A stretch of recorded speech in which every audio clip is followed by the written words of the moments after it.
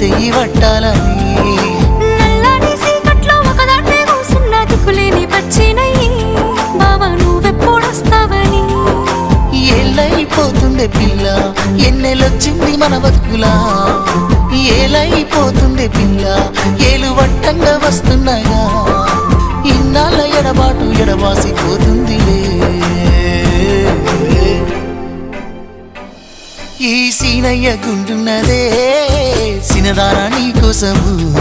ఈ దూరాన్ని చెరుపుతూ తీరాల తెగిరింది అందాల ఈ మానవు ఓ బాబా చూస్తున్నా